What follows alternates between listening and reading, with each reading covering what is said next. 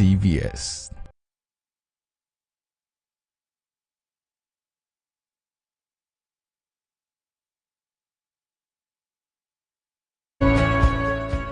A public secondary school. You know,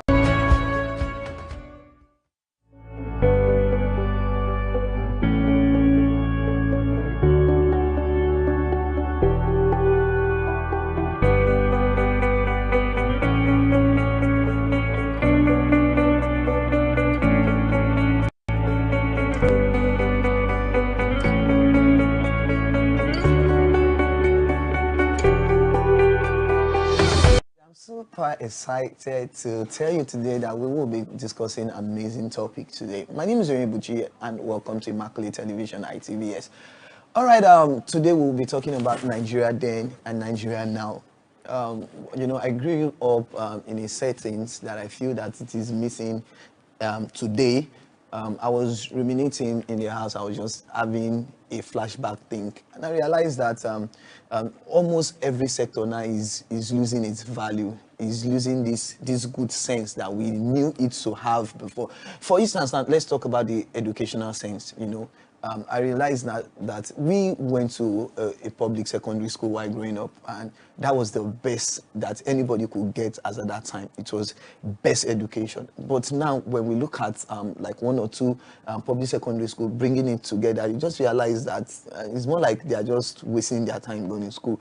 Now the attention is now towards a private university, a private secondary school. That was not like that before. You know, anybody going to private school, secondary school, then we used to feel like they'll still come back and do JAMB, or they'll come back and do WAEC in our school. You know, it was that like that. But now it's no more like that. We just feel that things are. But I'm not just going to be doing the talking alone today. I have Lady B and I have Bros D in the house. All right, so Lady B, let them know you're in the house with me. Hello everyone, good afternoon. Yeah, the vibe is good afternoon. Oh, Paul. Brosy, all right, let them know you're in the house. Hi everyone, my name is Tiloluwafemi Oladipupo Amao. Hope you're doing good. Yeah. All right. Okay, so I'm just going to ask Brosdy, because you happen to be elderly on this set today. Okay. Yeah. You feel that I'm giving it to you. All right. What was growing up like for you, in comparison to what growing up is like for people now? You know, what was growing up like for you? That's a big question, because, well, the truth is, right now it's a very far cry from what used to be. Back then, life was cool. Life was like just the way you wanted it. But right now, I don't know. It's just somehow. It's somehow. Then I can, if I start talking seriously, a lot. Back then you can walk at any time you like, 1 a.m., 2 a.m., nothing. Right now, even daytime, so that's just it. So that's just one aspect. Another aspect is the education, the moral decadence everywhere, everything. Seriously, even economically, life was better. Yeah. And a song came to my mind when you were doing the introduction. Okay. When Ebenezer Obey, Baba Ebenezer Obey sang Nigeria Ishi Madun Oda Melody, and he sang another song. Then I've forgotten, saying Nigeria will be better. And I'm like, each time I remember that song, Nigeria Ishi Madun. You know, when we were growing up, we were hoping that Nigeria would get better, but let's just thank God for where we find ourselves now. Thank you so much for that submission. I remember when I was growing up, attended a few secondary schools. I'm not going to make mention of their names here. But public here. And I once told somebody that I bought water for 2 kobo. Like, water for 2 kobo. And fast forward, I bought fish. I'm sure it's 2 kobo or 2 naira. 2 naira. I'm sure it's 2 naira. 2 naira. How old are you? I bought fish, like a very long fish. Of course. Like Yeah. for 5 naira. Yes. And I remember then, I spent kobo. I remember then I bought pop-off, 1 kobo. Yeah. So I spent kobo. 1 kobo, you know, and we'll give the person 5 kobo, and he'll give us 5 set of, or five, do you understand? Yeah. Of this puff. And it's more like we're enjoying the best of our lives then. And we were thinking, everything is going to get better, you know? And I'm sure there was no pressure. There might be pressure because coming from where our forefathers were coming from, they would tell you that they enjoyed more like we did enjoy. Now, looking at our children to come, my child, your child, Blessing doesn't have a child here, but, you know, looking at these children, you begin to ask yourself, if by now I bought water, just like I said, for 2 kobo, and now I'm just buying 2 sachets of pure water for 100 naira. What is the hope? By the time our children grow, By the time our children grow, they'll be buying one. Probably one there won't be pure sachet water like anymore. 500 naira. or possibly there won't be pure water. You know, I was about to buy a particular brand of drink, you know, this carbonated drink. Okay. And I was told that it is now for 300 naira. Yes. Yeah. I was like, no, I'm not trying to say there's this other brand that sells different chocolates. I say not that kind of. The brand we all know. I'm saying this one that we know that is sugar. Do you understand? Yeah. And this person was saying it's 300. Okay, how much is bottled water? 200. I felt like, are you kidding me? Back then, I remember when we wanted to fry egg, it always come with sardine. Last week I just wanted to know, not that I Okay. wanted to buy, just wanted to know. How much? They said 900 naira. So it's 1,000. You get that? 1,000. I was told 900. I was like, sardine. So that means you cannot even fry egg now and say you want to put sardine. Do you know? Even the egg now is It reminded seriously. me of while I was growing up. Okay, so I'm the only male son, so I'm always boxed up, you know, because They that always would always, pamper you. you understand. I could just buy bread, buy sardine, you know, sit somewhere. Are you not stepping in? It's like what's it No, called now? you know, Ipanu. yes, I just feel that I'm eating sardine. You know, I'll stay at the corner of the house. I won't go inside because of my siblings. I'll stay at the corner of the house, eat my bread and sardine, you know, and probably get Coke or water. Just my vibe, shy, me how I'm feeling, you know. But now, you know, it would be insane Even if, to get that bread as a daily food now. do you is understand? Now, you get to see that bread has gone. There is no 100 naira bread anymore. Where do you want to see it? While I was growing up, we buy bread. Loaf of bread was 7 naira now. They'll cut. Totally bread for 20 naira. Do you understand? 7 naira. Now, We bought 7 naira loaf of it bread. became this bad that they'll have to cut 100 naira bread for you. That's still, we were still feeling like, okay, since we are still able to afford this. But now I'm not sure. Now, bread is bread now. If you want to eat to your satisfaction, you buy bread off. Myself now, I can't eat 700 and I'm okay. Yes. Okay. I love bread so much. Wow. I can't eat 700 bread. So I'll just eat it you out will of easily finish 1,000 naira bread. maybe, but I cannot.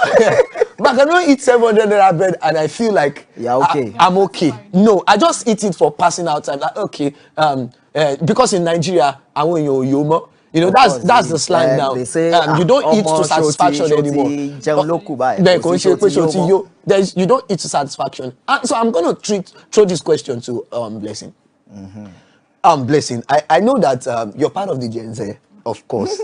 And do you think, from what I have said and what he has said, do you think you guys are missing anything? You are representing the Gen Z now. Or do you think life is okay? Or do you think like now? yes, life is fair? Do you think this is fair? I just have to like. Okay, sigh. First, because it's not fair. Life has been very, very like it's hard. It's tough. Like if we are to think back, few years back. Let me just take like 5 years. Okay. 5 years, like little bit down the memory lane. There are some things I as a lady can afford, you know, that is needed for our, you know, our usual lady Okay, stuff and lady everything. stuff. That one, I'm just using that one as an example. Okay. Now it's expensive.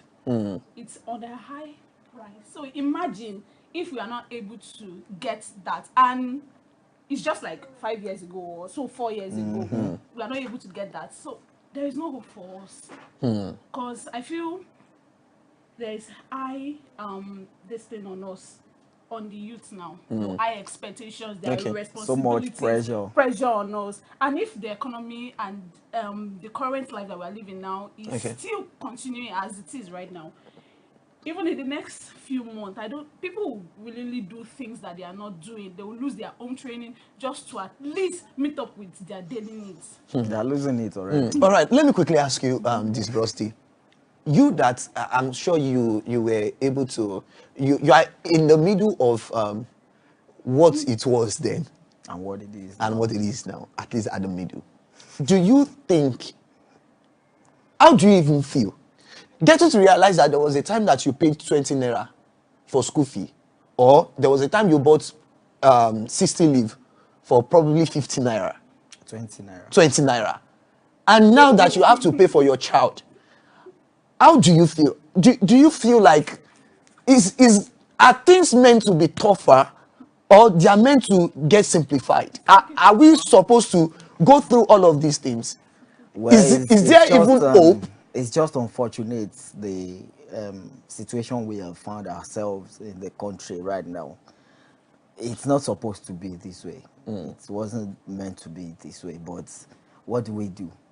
I remember back then, I went to a public primary school, public secondary school, public higher institution, and with good grades. So if you compare, if I should compare, I feel one thing. As she was talking, I feel this generation, they have so much pressure in them. And another thing is they've allowed the situation of the country to put so much pressure on them too. Back then, there wasn't anything like 700,000 naira phone. So True. for me, because of the way I was brought up, life back then was easy. It's not about how many cars you are using. It's not about how big your phone is. You understand? I'm still okay. Because I can still control myself. You can't force me to do what I don't want to do. If you are using iPhone 33, me, I'm using my Tonosobe. It doesn't affect me in any way, psychologically, in any way. But children of nowadays, if they see their friend, especially I'm sorry, bless them. If they see any of their friends using the latest iPhone, they want to get it at all costs. So they now start mounting unnecessary pressure on themselves. I mean, I feel they should just calm down. Okay. No, I'm like, so are we to put the blame on the society? All right. We're still going to get there. Yes, we're still going to get there. well, I can't say you should put the blame on the society, but at least let's control ourselves too. I want to ask this question. So I'm pushing this to either any of you. Now, what's really changed? Because we are in this world, and we are able to buy probably 60 leaves for 20 naira. This world, and we are getting 60 leaves for about 150, 200. Are you sure it's 150 or more than that? It's 300 or so. 300. Yes. What exactly changed? What Because changed? if you're saying that the world is revolving, now should it not revolve to advancement? I feel that this is more like Nigeria is living more in slavery than we once experienced slavery. Because if we are saying that, I believe that as time goes by, things are supposed to be simplified. We bought for 20 naira. Now, development, technology, things has gone more than it used to be then, and we should find out that we are able to buy probably 60 leaves for 10 naira. Things are just getting There are some things deteriorating that are and supposed to you understand like now. And in Nigeria, almost for free. and in Nigeria, things would hardly go up and come down. Of course. once things goes up in Nigeria, it remains up and we keep going up. We keep going up. We keep going up. I remember there was a time we would buy Gary, cassava flakes, or what do they call it now? I remember there was a time my mom sold Gary for a very long time. Do you understand? Okay, we call it groceries now. but there was a time we buy Gary, not that expensive. The only thing also, if some houses don't have food, the constant K in everybody's house is Gary. Of course. You know, they have a way that it was even nothing to us back do you understand? then, It's not even milk. I don't Ochi Momelara this. I don't drink myself like too that because we didn't see it as serious food. Myself too. I was telling my wife that if I drink Gary, no matter how much I spice it up, to me it's like I'm suffering. That's the truth. If I drink Gary with fish, with sugar, with milk, with all of these things, I tell you, in my mind of mind, I'll be asking God, this suffering is too much. Why some people do it and they feel like, I'm enjoying it? Because of how we were growing up. Gary will be in the house, will get spoiled. Not because we are not hungry, but we feel that Gary is for the poor, you know, for the poor of the poor. But now, Gary is precious. You know, some people come back from school, they take Gary. Gary is almost turned into gold. How would you find people buy bag of rice in the house? No. Do you understand? Now, so what's changed? If you're saying it's our government, I don't know, because, you know, I've been thinking about it, that what exactly... actually, the government, our leadership in the country they've been of great negative effects to us. I always tell people, I say the only natural disaster we have in Nigeria is our leadership. It's the leadership of, imagine Dubai. How many people used to go to Dubai before? Back then, when Dubai started coming up, and we were told about Dubai, I was like, what are they doing there inside that sun? Dubai is where everybody is rushing to now. Imagine Dubai even banning Nigerians to come. So I think basically it's been a problem of leadership in the country, and people who don't have vision, people who are selfish. So it has, and the funny thing is they've created unconsciously into the heart of the youth this luxurious lifestyle. Do you get? Because they live a flamboyant lifestyle to the extent that everybody feels just make money anyhow. Instead of them to be using the money to help the nation, they are embezzling. And there is no one who can curtail them. They are the M's of affair. They are the ones doing the laws and all that. So how do you now want to do it? All right. That's why everybody is doing the jackpot. I tell you, I want us to focus on the sector today. And so that because I know our time is about our side, I want us to focus on the academic sector. Because the poorest of us, when it comes to academic intelligence, then will teach SS3 comfortably now. Like, we'll teach you Pythagorean theorem, we'll teach you further maths.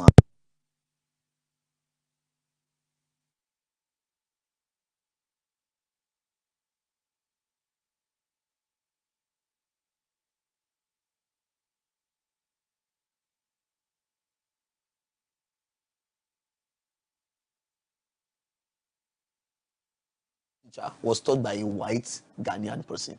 You understand? Our math teacher could take physics conveniently, could take further math conveniently, could take chemistry, could take the math that is teaching math, but it will take these things conveniently. Now, do we see our products like that? Now, I saw something online. I saw that some people were saying that in Egypt, you know, Egypt made theorems, made some of these things, made road. You understand? And the person was saying that these people, they were not schooled, but their road system outlasted generation. But we are schooled. We can hardly or barely do roads that will stay for 10 years. Of course. Even 5. Even 5. without any potholes. Do you understand? And these people, they were not schooled. I don't know what transition happened. I don't know. But we could say things that were at lasting times. Do you understand? Now, do you think, I'm putting it to you, Mr. Ladipo, do you think the academic sector of this generation is a scam? Well, it is not a scam. Okay. Like they say, if you say education is expensive, try ignorance. So it is not a scam.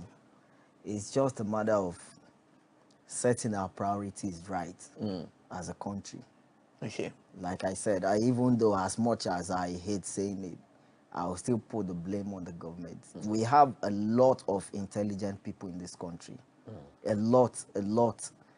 I've heard about and I've read about small young guys making helicopters from the scratch, not the big one but at least something that okay, this is an innovation of a young person.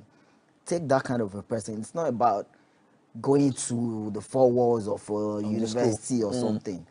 You've seen the talent. Send such person outside of the country. Let them go and learn more from the best. Bring them back. Let them develop. I don't know if you read about this guy, I think last year or 2 years ago, that made Marua in the north. He developed Marua right from the scratch. And this Marua, funny enough, doesn't use fuel. You just have to charge it, plug it and charge. Where's the guy today?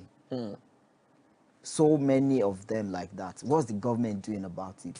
What are individuals who have money doing about such people? You will never hear anything. Do you get? So it's a big issue for us. Okay. And I just hope that things will get better. Well, you said something that's striking, which I'm going to ask Lady B here. What is your own definition for education? When you say somebody's educated, what's your definition? Because it says something that is striking. Education goes beyond the four corners of the school or of the world. Of course. You understand? So what does... Because I'm going to ask him. Now, don't forget that I said right now that you're a face of the Gen Z for me in this program today. And is a face of the millennials. Okay. You understand? But he's in between. He has seen. She understand. He has seen. All right. So what do you think education is to the Gen Zs? Thank you very much.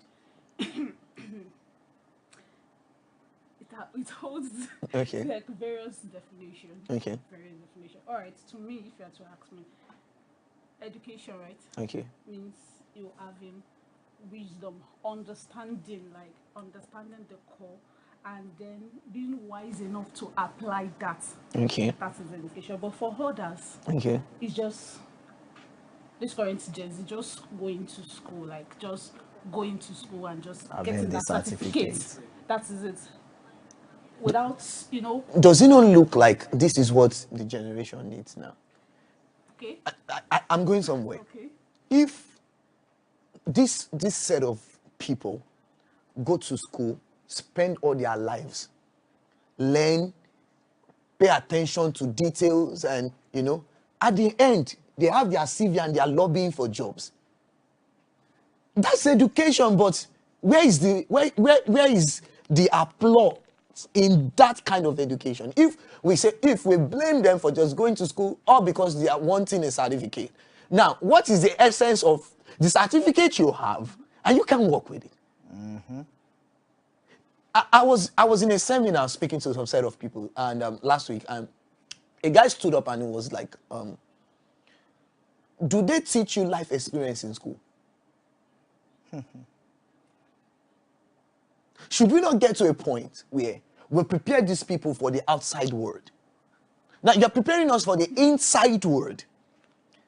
Having to, do a lot of things with our academic. Now, don't forget that the exams you write is not really about the exam. It's about you understanding what you're writing, The exam is just to show that you understand what you're doing. Yeah. Now, we have many people who, they do exam, they have to read overnight. They don't even understand, but they have to cram. They do la Just por, to la make cram, sure. la cram, la por, La forget. la forget. You know, just because they want to do exam, but they on a normal scale they don't interact with that knowledge. And we just come to school. They teach us fundamental maths, they teach us engineering maths, and that ends there. And so somebody with that finishes from school 4 years, 5 years, and is looking for a job all around. Now, have you taught that person how to convert that knowledge into being an entrepreneur? I feel that the problem that we have is not that youths don't want to go to school anymore. Intentionally, I decided that we would go through this academic sector. And because of our time, I'm just trying to limit myself to a understand. lot that I want to say have right in now. mind, yeah. Yes, I just want to limit myself. All right. In just one word, I'm going to hear from Brosty. I'm going to hear from you. How do we correct the academic sector Wow. where we produce good results and these people are still able to land a good job? Now, this is not what I read in school. I'm doing my second degrees again. And this is not even what I'm doing for my second degrees. Now, so many people, I'm sure this is not what you read in school. Oh, no, not at all. I'm sure this, okay, oh, maybe only you.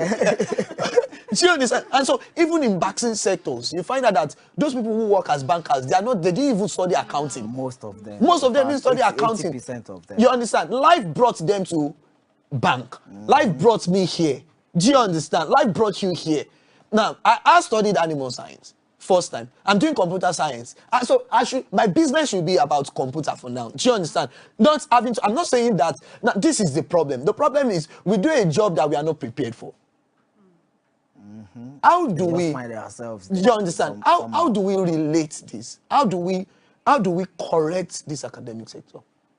Okay, so first and first, I'm going to first of all say that the lecturers, the teachers Okay. themselves, sorry, sir, but most of them they're arcade in their thinking. Okay. Like, okay, there's this scenario now.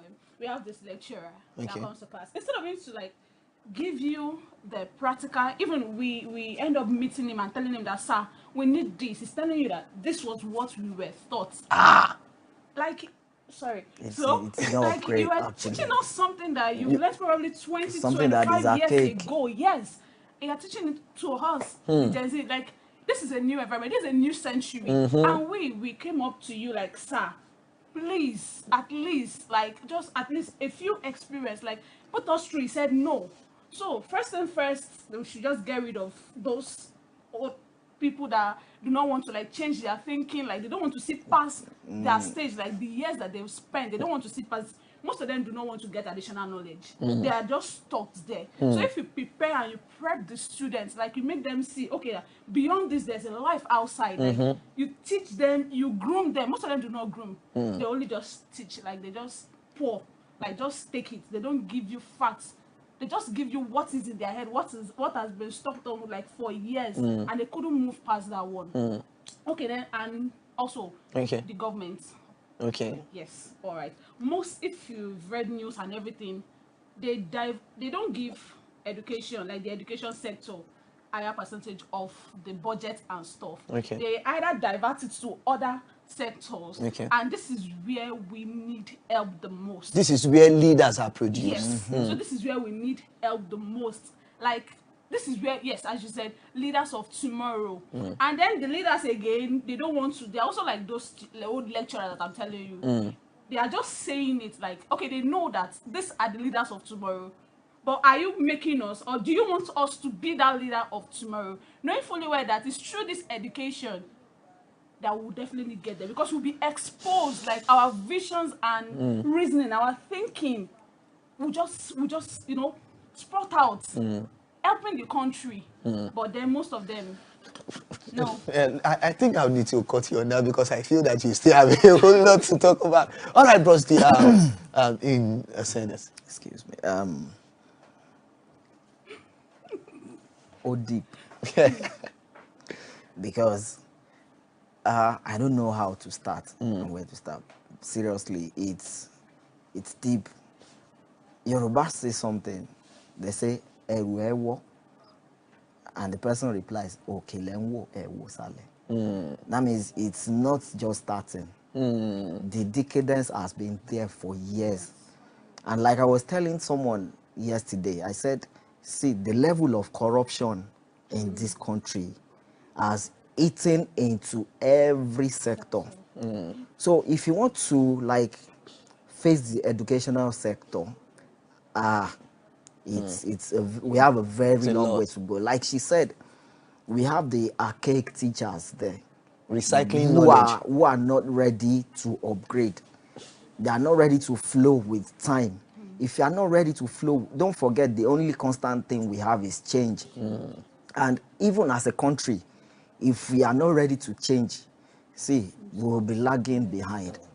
I was in Cotonou like a couple of months ago, and back then we used to know that 100 naira to them is like a million cefas. Now, when we got to Cotonou, our own 1,000 naira is their own 500. Whoa. That means their money is now even better. They have left us behind. And if we keep having this mentality of, I just want to make money, I just want to make money, we'll be relegating ourselves. So that's just it. We just need to change our mentality. Well- Every aspect. Well, of the thank you so country. much, So, Rusty. I feel that there's a cry upon Nigeria, and that cry is change. We are not talking about the old change. We're talking about a new change, The a new real wave. change. Yes, a new wave of change. And if you like it or not, this change is coming. Till I see you again next Thursday, don't touch the dial. You could check up or check down. You get to see amazing videos that will transform your life. Till we see you again. Bye-bye.